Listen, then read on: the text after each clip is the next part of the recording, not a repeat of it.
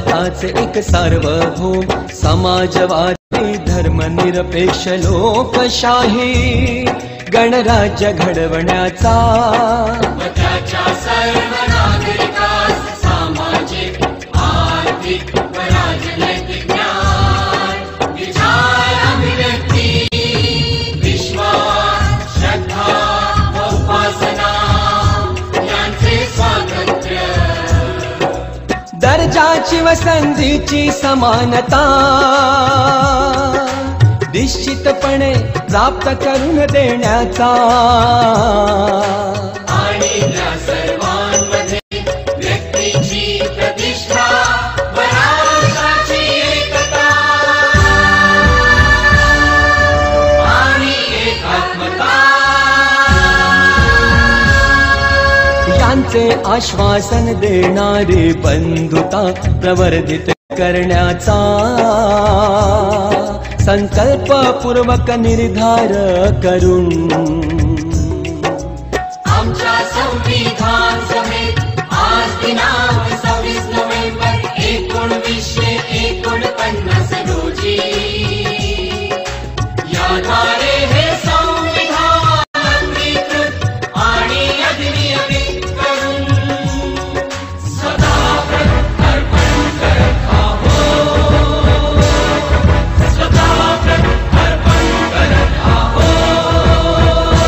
आज 26 जानेवारी या निमित्तानं मी प्रजासत्ताक दिनाच्या 74व्या प्रजासत्ताक दिनाच्या आपल्याला मनपूर्वक हार्दिक शुभेच्छा देतो.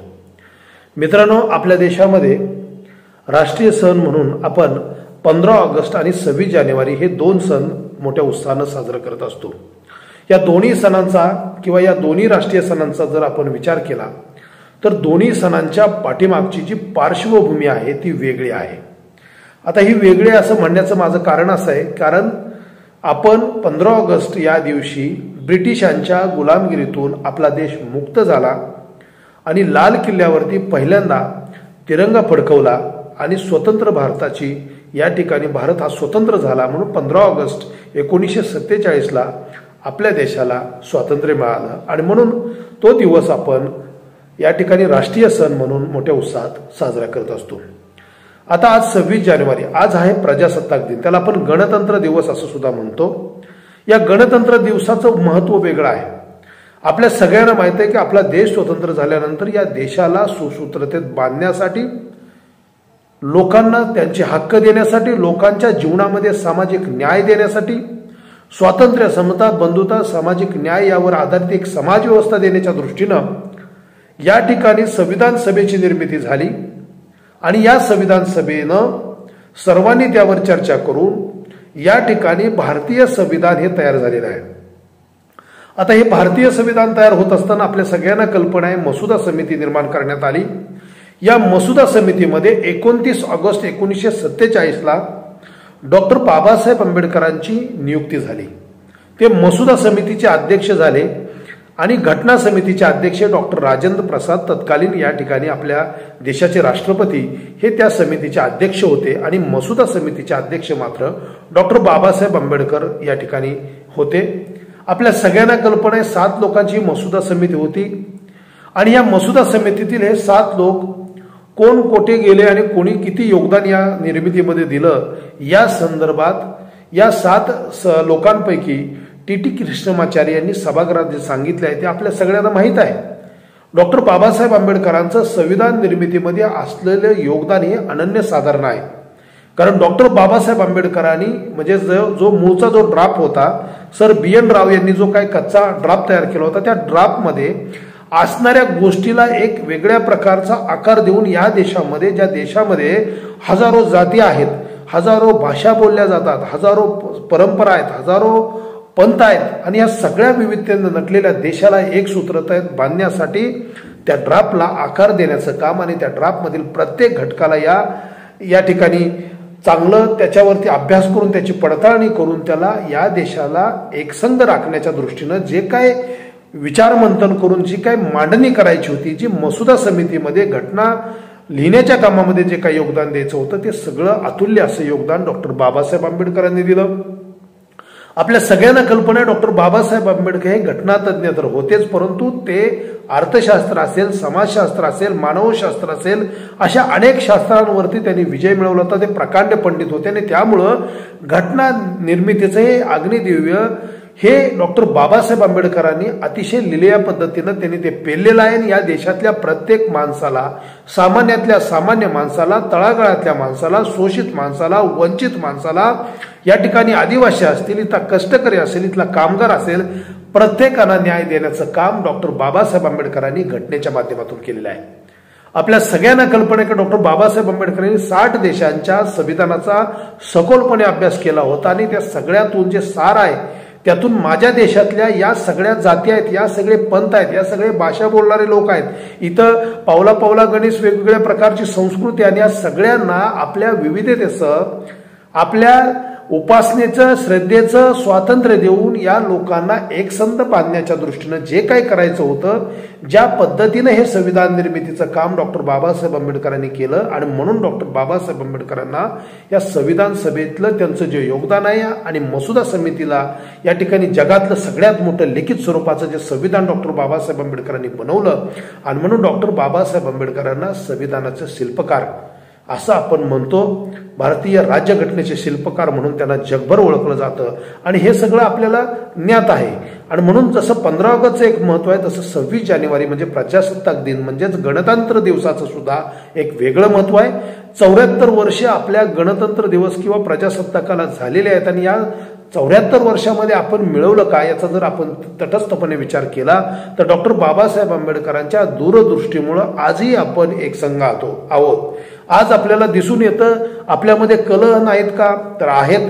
आपल्यामध्ये जातीमध्ये तेढ निर्माण झाली आहे का, तर झाली आहे. पण तरीही या सगळ्या विचारांना एकत्र बांधण्याचं काम डॉक्टर बाबासाहेब आंबेडकरांनी केलेलं आहे, त्यांच्या संविधानानं केलं आहे. म्हणून डॉक्टर बाबासाहेब आंबेडकरांचं या जगानं ज्या पद्धतीनं त्यांना विद्वान म्हणून जगामध्ये डॉक्टर बाबासाहेब आंबेडकरांना आदर्श मानलं जातं, घटनातज्ञ मानलं जातं आणि विद्वान म्हणून, विश्वरत्न म्हणून त्यांना ओळखलं जातं. जगभरामध्ये डॉक्टर बाबासाहेब आंबेडकरांच्या अनेक देशामध्ये या ठिकाणी त्यांच्यावरती अभ्यास केला जातोय. अनेक ठिकाणी पुतळे तर त्यांचे भरपूर आहेत, हे सगळं आपल्याला कल्पना आहे. परंतु या माझ्या देशामध्ये ज्या देशाला एकसंघ राखण्यासाठी ज्या डॉक्टर बाबासाहेब आंबेडकरांनी आपल्या आयुष्यातली अमूल्य अशी प्रत्येक क्षण त्यांच्या जीवनातला महत्वाचा होता, ज्यांनी डॉक्टर बाबासाहेब आंबेडकरांचं संपूर्ण चरित्र समजून घेतलेलं आहे, अभ्यासलंय, त्याला लक्षात येईल की डॉक्टर बाबासाहेब आंबेडकरांच्या जीवनातला प्रत्येक क्षण महत्वाचा होता. आणि म्हणून डॉक्टर बाबासाहेब आंबेडकरांनी या ठिकाणी आपलं योगदान या संविधान निर्मितीमध्ये दिलेलं आहे.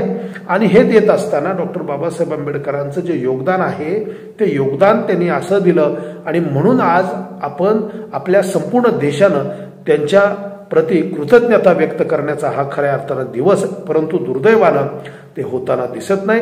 कारण काय होतं मला माहीत नाही, परंतु डॉक्टर बाबासाहेब आंबेडकरांची प्रतिमा, डॉक्टर बाबासाहेब आंबेडकरांचं नाव म्हणलं की लोकांना काय त्या नावाची किंवा त्यांच्या प्रतिमेची ॲलर्जी ह्या इथल्या व्यवस्थेतल्या लोकांना, इथल्या मनोवादी व्यवस्थेतल्या लोकांना का आहे याचा मला अनेकदा प्रश्न पडतो.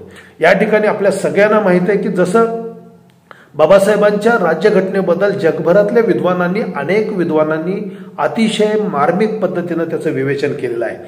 आपल्या राज्यघटनेतला फंडामेंटल राईट असेल, डिरेक्टिव्ह प्रिन्सिपल्स असतील किंवा ज्या तरतुदी आहेत, समानतेचं तत्वाच्या ज्या काही तरतुदी आहेत आणि या ठिकाणी हे सगळं जे आहे यातला बराचसा भाग काही देशाच्या राज्यघटनेमध्ये स्वीकारण्यात आलेला आहे. आणि म्हणून आपल्या देशामध्ये असेल कोणी कोणत्या जातीचा, धर्माचा, पंथाचा, पण म्हणून भारतीय म्हणून प्रत्येक माणसाला समान, 1 मॅन 1 वोट आणि 1 व्हॅल्यू, प्रत्येक माणसाला समानतेची त्याचं मूल्य हे समान राहील.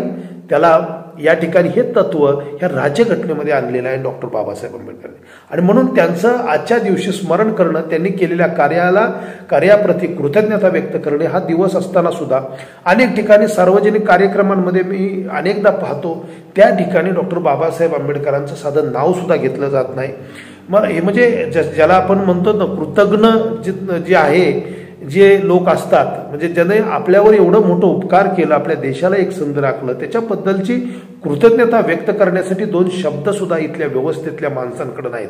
आज या ठिकाणी फॅसिस्ट विचारसरणी म्हणजे प्रबळ होत आहेत. या ठिकाणी धर्म हा पुन्हा एकदा या देशाच्या केंद्रबिंदूमध्ये किंवा राजकीय व्यवस्थेमध्ये धर्माला महत्त्व वाढत आहे. बाबासाहेब आंबेडकरांच्या राज्यघटनेमध्ये प्रत्येकाला आपल्या धर्माप्रमाणे विचार स्वातंत्र्य आहे. आचार विचार श्रद्धा उपासनेचं स्वातंत्र्य डॉक्टर बाबासाहेब आंबेडकरांनी दिलेलं आहे. ज्याला जो धर्माचं आचरण करायचं, ज्याला धर्म जो अंगीकारायचा त्याला स्वातंत्र्य राज्यघटनेनं दिलेलं आहे. मग असं असताना या ठिकाणी भारताची राज्यघटना ही धर्मनिरपेक्ष तत्वावरती असते. धर्म ही प्रत्येकाची वैयक्तिक बाब आहे, ती आपल्या घरातली बाब आहे. ती बाहेर आल्यानंतर धर्म हा आपला तो घरातल्या चार भिंतीच्या आतमध्ये आपला धर्म आहे, परंतु आपण बाहेर आल्यानंतर भारतीय म्हणूनच आपण वावरलं पाहिजे. डॉक्टर बाबासाहेब आंबेडकर स्वतः म्हणतात, I am Indian first and Indian last, म्हणजे मी प्रथम भारतीय आणि नंतर सुद्धा भारतीय, अशा प्रकारची घोषणा किंवा अशा प्रकारचं वाक्य डॉक्टर बाबासाहेब आंबेडकर म्हणतात. आणि त्यामुळं आपण भारतीय म्हणून एकसंघ राहण्याच्या दृष्टीनं डॉक्टर बाबासाहेब आंबेडकरांनी या राज्यघटनेमध्ये अशा प्रकारची रचना आपल्याला दिलेली आहे.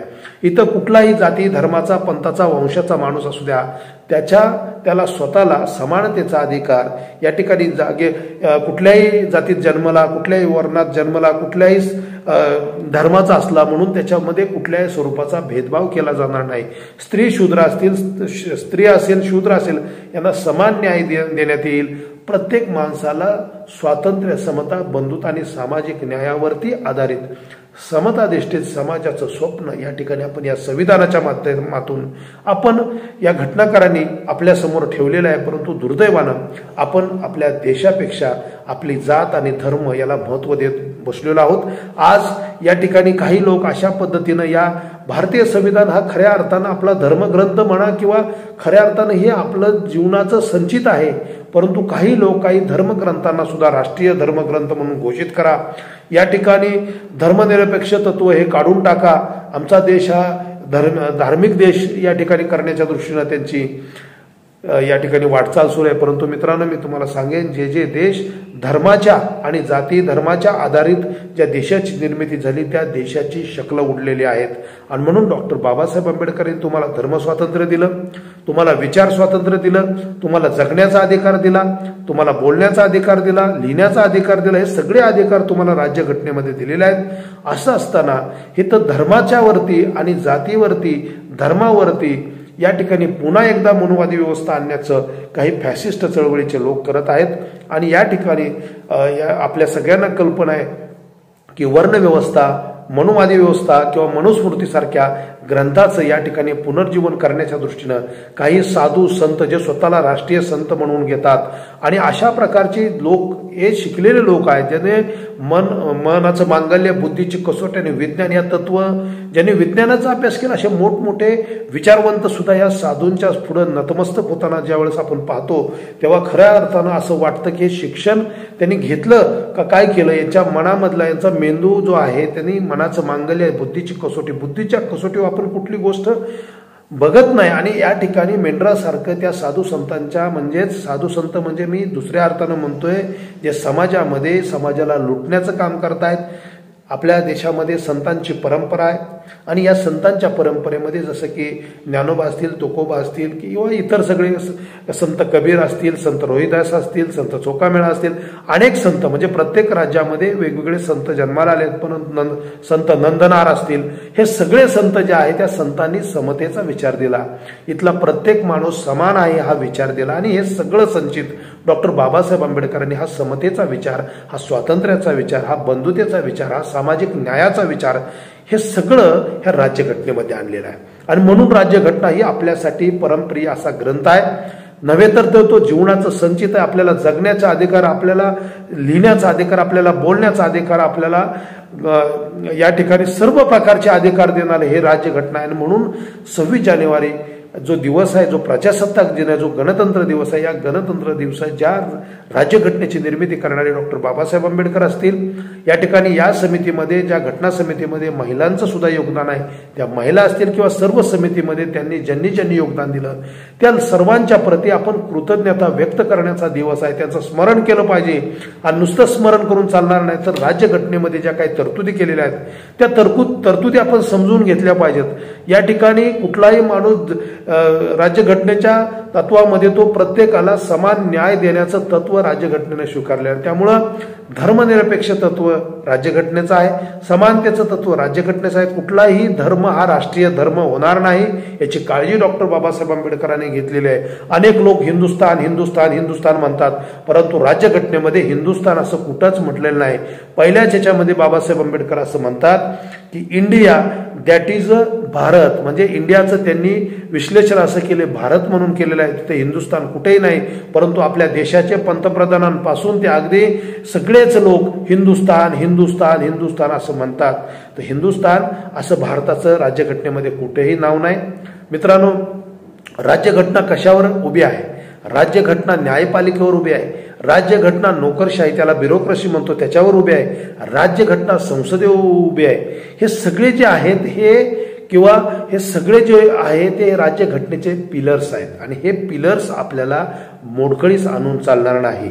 या ठिकाणी सामान्य माणसाला जर आपला एखादा दाखला जर घ्यायचा असेल तर त्या ठिकाणचा जो तलाठी असेल, ग्रामसेवक असेल, तो त्या ठिकाणी पैसे घेतल्याशिवाय त्याला देत नाही. ही ब्युरोक्रेसी तर नष्ट होण्याच्या मार्गावर आहे. मीडिया, जे प्रिंट मीडिया असेल, इलेक्ट्रॉनिक मीडिया असेल, जो भाग दाखवायला पाहिजे, ज्या ठिकाणी न्यायाच्या बाजूनं मीडियानं किंवा प्रिंट मीडिया असेल, इलेक्ट्रॉनिक मीडिया नसेल, ज्या गोष्टी दाखवायला पाहिजेत ते दाखवल्या जात नाहीत. परंतु एखाद्या मोठ्या साधूचा दरबार मात्र भरवला जातो. त्या ठिकाणी त्या भक्तांच्या अंगामध्ये येतं, त्या ठिकाणी त्यांना आशीर्वाद देताना, त्यांच्या मनातलं ओळखताना. आता धीरेंद्र शास्त्रीचा मुद्दा आता चालूच आहे. खऱ्या अर्थानं जर विवेकाचा जर विचार केला तर विवेकाच्या, तुम्हाला धर्म स्वतः, तुम्ही धर्माला विरोध कुठल्याच नाही. प्रत्येकाला राज्यघटनेनं धर्माचं आचरण करण्याचं, श्रद्धेचं, उपासनेचं स्वातंत्र्य दिलेलं आहे. परंतु धर्माच्या आणि देवाच्या नावावर जर लोकांना पिळवणूक करत असाल, लोकांना तुम्ही या ठिकाणी लोकांना ढोंगी अशा प्रकारच्या प्रथांनी लोकांना लुबाडत असाल, त्यांना तुम्ही मूर्ख बनवत असाल, तर मात्र अशा सायंटिफिक टेम्परामेंट या ठिकाणी संविधानामध्ये तत्व आहे की वैज्ञानिक दृष्टिकोन संविधान सांगतं. आणि या पातळीवरती अशा प्रकारे लोकांना लुटणाऱ्या लोकांना विरोध करणं हे साहजिक आहे. परंतु हे लोक स्वतःला साधू महापुरुष असे मोठमोठे विद्वान असे समजतात आणि मोठमोठा लाखोंचा दरबार लावला जातो. आणि त्या ठिकाणी हे लोक स्वतःला स्वयंघोषित असे मोठे साधू संत असे स्वतःला समजायला लागलेले आहेत. या ठिकाणी आपल्या संतांची परंपरा, संतांनी कधीही कुठल्या प्रकारचा मोह बाळगला नाही, परंतु यांना सगळ्यांना ऐशोआराम लागतोय. आणि हे लोक या इथल्या माणसांना लुबाडण्याचं आणि त्यांना मूर्ख बनवण्याचं काम करत आहेत. म्हणून त्याला या ठिकाणी काही बुद्धिप्रामाण्यवादी किंवा विवेकनिष्ठ विचार करणारे लोक विरोध करत आहेत. परंतु हे सगळं होत असताना माझं एवढंच आजच्या 26 जानेवारी किंवा प्रजासत्ताक दिना दिवशी मत एवढंच सांगणं आहे, बाबांनो, 26 जानेवारी म्हणजे धार्मिक, जसं की आपण म्हणतो एखाद्याला धार्मिक धर्म म्हटलं की एखाद्याला असा आतून उमाळा येतो. तर 26 जानेवारीच्या दिवशी भारतीय संविधानातील तरतुदी ज्या आहेत त्यातली जी मूल्य आहेत, समतामूलक विचार जो आहे तो विचार समजून घेण्याचा खऱ्या अर्थानं दिवस आहे. आणि त्याच पद्धतीनं डॉक्टर बाबासाहेब आंबेडकरांचं या संविधानाप्रती असणारं योगदान ते आपण जाणून घेण्याची खऱ्या अर्थानं गरज आहे. त्याच पद्धतीनं त्यांच्या समोर डॉक्टर बाबासाहेब आंबेडकरांचं व्यक्तिमत्व या ठिकाणी आपल्याला अनेकांना वाटेल की मी डॉक्टर बाबासाहेब आंबेडकरांच्या बद्दल का बोलतोय, परंतु मी तुम्हाला एवढं सांगेन, या माणसाकडे एवढं उदारपण एवढं होतं. या माणसानं आयुष्यामध्ये एवढा संघर्ष सहन केला तरी संविधान सभेतली 3 भाषणं, ज्याला कुणाला बाबासाहेब आंबेडकरांनी संविधान सभेमध्ये जे काय मांडलेलं आहे किंवा त्यांनी जे सार सांगितले, तिन्ही भाषणं संविधान सभेतली जरूर वाचा, ऐका.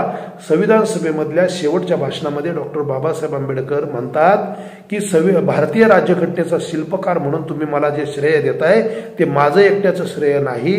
या संविधान सभेचा जो कच्चा ड्राफ्ट ज्यांनी तयार केला तर ते सर BN राव यांचं या ठिकाणी मोठं योगदान आहे. त्यांनी अनेक समित्यांमध्ये सूचना देण्याचं आणि त्या ठिकाणी मला मदत करण्याचं काम केलेलं आहे. त्याचप्रमाणे एवढंच नव्हे तर माझे संविधान सभेतील जे काही सदस्य आहेत त्यांनी सगळ्यांनी सुद्धा उत्स्फूर्तपणे यामध्ये भाग घेतला.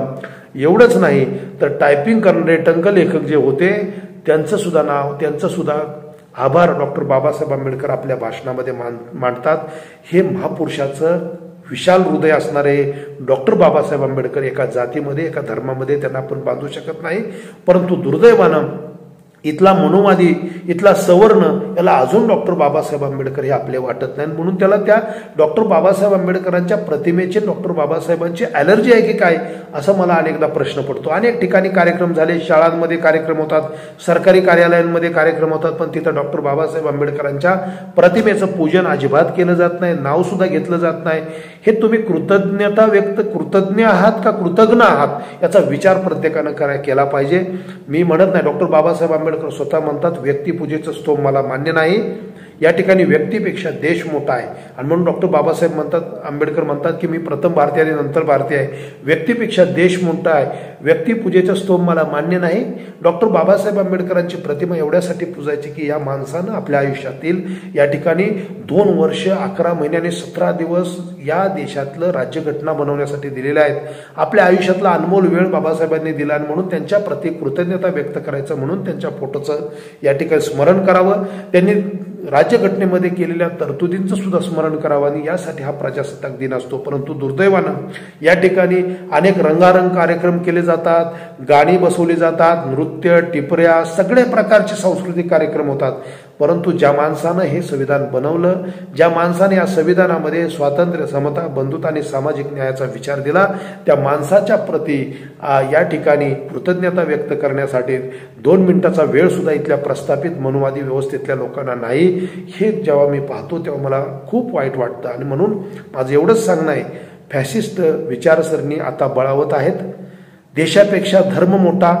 काही लोक तर आता आपल्याला कल्पनाच आहे, आम्ही हिंदुत्वासाठी आम्ही वेगळं झालो आणि आम्ही राज्य हिंदुत्वासाठी बाजूला पडलो ना आता आम्ही सत्य. अरे हिंदुत्व नाही, हे राष्ट्रीयत्व महत्वाचं आहे. या देशामध्ये आपण प्रथम भारतीय आणि नंतर भारतीय आहे. तुम्ही हिंदूचेच फक्त या ठिकाणी राज्यकर्ते आहात का? इथं अनेक 18 पगड जाती, इथं अनेक धर्माचे लोक राहतात. हा भारत देश कुठल्या एका धर्माचा नाही. एवढं सगळं असताना आम्ही हिंदुत्वासाठी बाहेर पडणं, हिंदुत्वाचंच राज्य आम्ही चालवतो, हे म्हणणं म्हणजे संविधान द्रोह आहे, एवढं मी ठामपणे सांगेन. आणि त्यामुळं हिंदू इथलाच आहे, ख्रिश्चन इथला आहे, बौद्ध इथला आहे, जैन इथला, ही सगळी माणसं या देशाचीच आहेत आणि या देशातलीच नागरिक आहेत आणि यांना सगळ्यांना समानतेचा अधिकार राज्यघटना देते. या ठिकाणी एखाद्या धर्माला टार्गेट करणं, मग मुस्लिम धर्माला टार्गेट करणं, ख्रिश्चन धर्माला टार्गेट करणं, आपल्या धर्मांना प्रत्येकाला आचरण करण्याचं आणि प्रत्येकाला श्रद्धा आणि उपासण्याचं स्वातंत्र्य राज्यघटना देते आणि त्यांचे अधिकार रोखणारे तुम्ही कोण आहात? फक्त यामध्ये कोणत्याही स्वरूपाचं एखाद्याच्या धर्मावरती त्याच्यावरती टीका टिप्पणी करत असताना विवेकनिष्ठ टीका असावी, परंतु एखाद्याच्या धर्मावरती आकाशपोटी कुठल्या प्रकारची टीका टिप्पणी करू नये असा संदेश सुद्धा भारतीय संविधानच देतं. आणि म्हणून माझं एवढंच सांगणं आहे की आपण सर्वांनी त्याचा विचार जरूर करावा. आज या ठिकाणी 74वा आपण प्रजासत्ताक दिन साजरा करत असताना माझी एकदम अशी मनापासून आपल्या सगळ्यांना सांगणं आहे की बाबांनो, तुम्हाला जे सगळं मिळतं अंगावर कपड्यापासून ते तुम्ही ज्या ठिकाणी जाता, रस्त्याने चालत असताना तुम्हाला जे सगळे हक्क मिळालेत हे भारतीय संविधानाने दिलेत. बोलण्याचा हक्क, तुम्ही जे काय म्हणता ना हे माझं आहे, हे माझं आहे कशाच्या आधारे? हे भारतीय संविधानाने दिलेला तुम्हाला अधिकार आहे.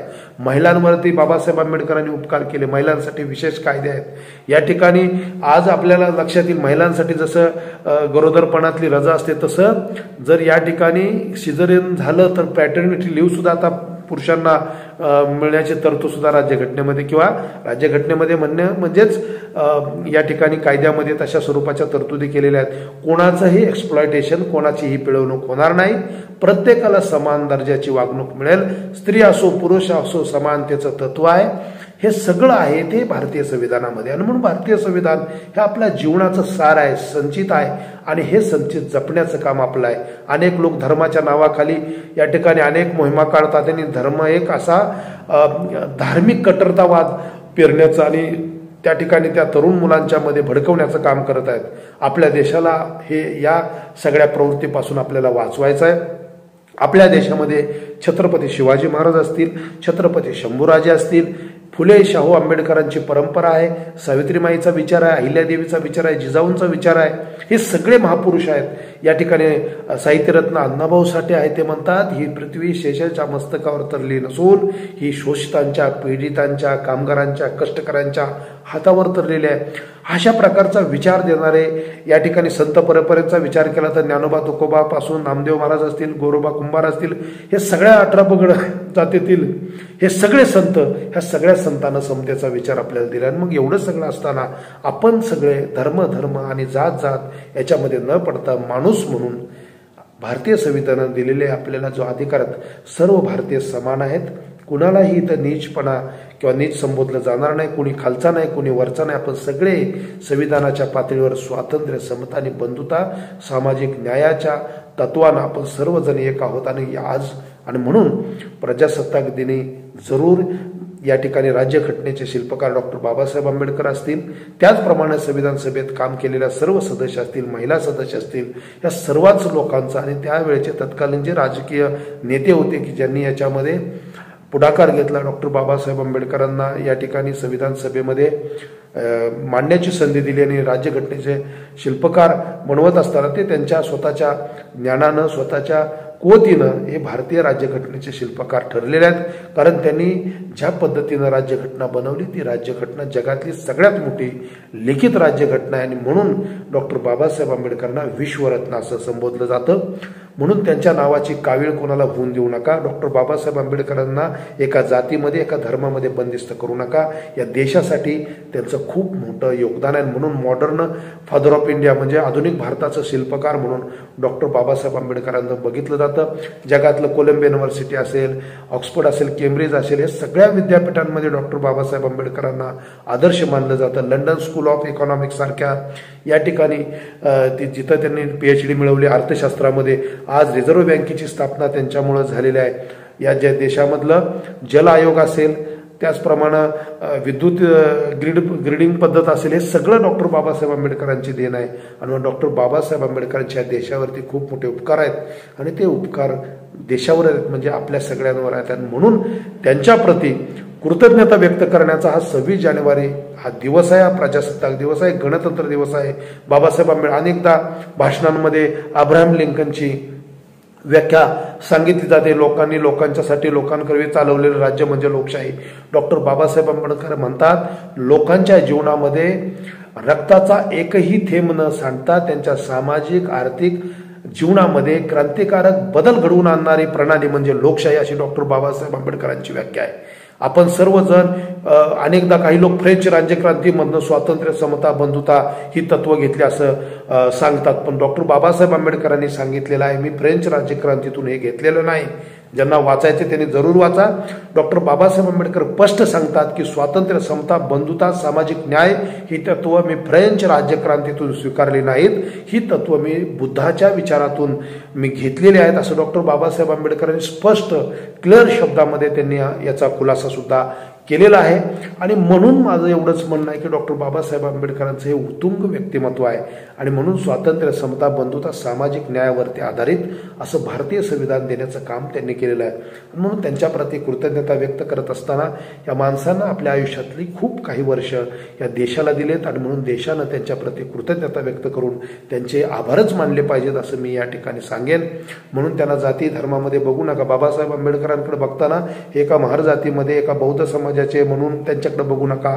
राष्ट्रीय नेते आहेत, त्यांच्या एवढा प्रदीर्घ अभ्यास असणारा, विवेचन असणारा, समाजातल्या प्रत्येक तळातल्या माणसाचा विचार करणारा हा मानव आहे, हा विश्वरत्न आहे. म्हणून त्यांचं योगदान हे आपण विसरू नये. एवढंच माझं आपल्या सर्वांना आजच्या दिवशी सांगणं आहे. खरं तर आजच्या दिवशी याचं स्मरण करणं, म्हणून मी मगाशी उल्लेख केला की 15 ऑगस्ट हा दिवस वेगळा आहे आणि 26 जानेवारी हा दिवस वेगळा आहे. या ठिकाणी तुम्ही या देशाच्या त्या प्रत्येक नागरिकाचा आणि या देशाचं संरक्षण करण्याचं काम सीमेवरती जवान करत आहेत. जवानांचं कायमच या ठिकाणी आपण कृतज्ञता जवानांप्रती व्यक्त केली पाहिजे. जवान आपल्या प्राणाची आहुती देत असतात या देशाला एकसंघ राखण्यासाठी आणि देशाचं संरक्षण करण्यासाठी जरूर ते आयुष्य खर्ची घालत असतात. म्हणून त्यांच्याप्रती कायम अभिवादन आपण करत राहतो. त्यांच्याप्रती कृतज्ञता व्यक्त करणं हा आपला धर्म आहे, आपले या ठिकाणी कर्तव्य आहे. परंतु ही व्यवस्था बांधण्याचं काम डॉक्टर बाबासाहेब आंबेडकरांनी केलेलं आहे. त्याच्या अगोदर प्रत्येक वर्णव्यवस्था होती, जातीयता होती, या ठिकाणी 18 पगड जाती, ते बलुतेदार आलुतेदार सगळं, हे सगळी व्यवस्था डॉक्टर बाबासाहेब आंबेडकरांनी नष्ट केली.